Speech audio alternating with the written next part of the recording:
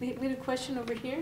Well, I wanted to go back to like when you first go into a foreign country. I mean, if you want to do a documentary, do you go in under the radar and not let anybody know, just go and start shooting and then pay the graph where you need to? Or do you say contact the authorities and let them know you're there? I mean, what's the best way to start in?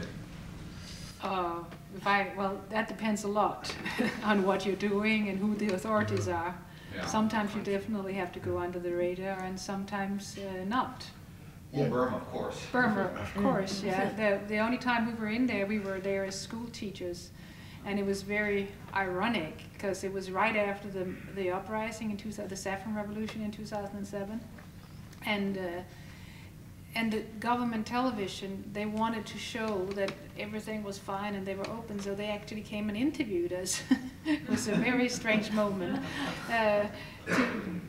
Because they wanted to show, we welcome foreigners as we have nothing to hide, and we were hiding everything, and we weren't school teachers, and it was a very odd, very awkward moment there. And I've also been, I personally prefer, but that's because of who I am. I personally prefer to be open about what I do, even with authorities. But of course, you can't always be it. With the production that I was referring to before, the Polish co-production. That was based, it was a fiction feature film, but it was based on a real story about two teenage brothers who escaped communist Poland under a truck. And all the scenes that we shot in the harbor, in the customs area, we couldn't tell them what we were doing. We would have never been allowed to do it. So at that point, we did actually not tell the truth. But I prefer, I always prefer to convince people with the truth, or anyway with a version of it that I can stand by. It really depends on where you are. For example, I was shooting this documentary in Austria this summer, and the Austrian Film Commission and the Vienna Film Commission not the Austrian Film Commission, but Vienna and these different film funds talk about how helpful they are. They were absolutely useless. And we went around, and we didn't have any permits. We rented a hotel suite, had people come in. You start asking Austrians about the Holocaust. They claim to be the first victim of the Holocaust with the Anschluss in 1938. The facts are quite different. You run into a problem or two, but it's a country where if you're American and you're breaking the law, it's a lot different than if you were an illegal African immigrant and you were breaking the law. It really depends who you are. So, in that particular case, we just turned the camera on and we were shooting all over the place. But, you've heard stories about people getting roughed up, equipment stolen, bribes having to be paid. Mexico is a good example. I had all of my equipment stolen. Yeah. I mean, in Argentina, Coppola was robbed. He lost his computer.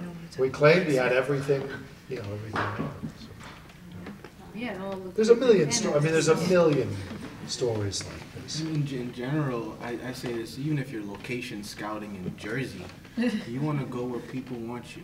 Yeah. Yeah. Like extremes in smaller cases, there's somebody in that country who was on her side, who's going to take her around, and you got to ally with people who are going to be. So somebody there needs to want you there. That's just a general rule. It's harder to work, obviously, with but sometimes you have to be clandestine. But you want to go essentially where you have some stake in that place, whether you're walking with the right person or hanging with the right person or the right official. The right one official and everybody else is against you. Just, still go where you want it.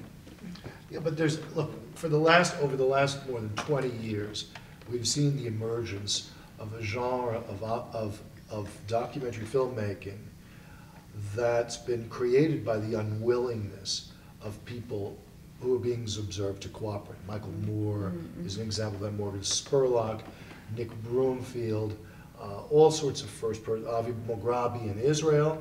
I mean, this guy really confronts the Israeli military. If you haven't seen any of his films, I'd really recommend it. Made for absolutely nothing.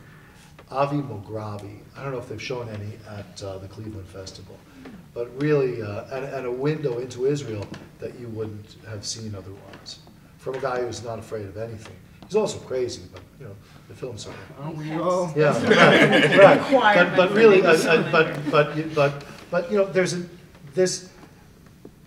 People know, the people you're trying to talk to know what they don't want to talk about.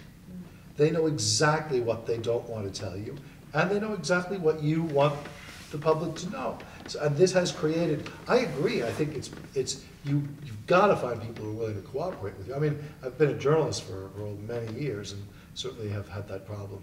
But, you know, this whole Michael Moore trajectory of first-person investigative films is, you know, it's because people won't cooperate. You've got to chase people around.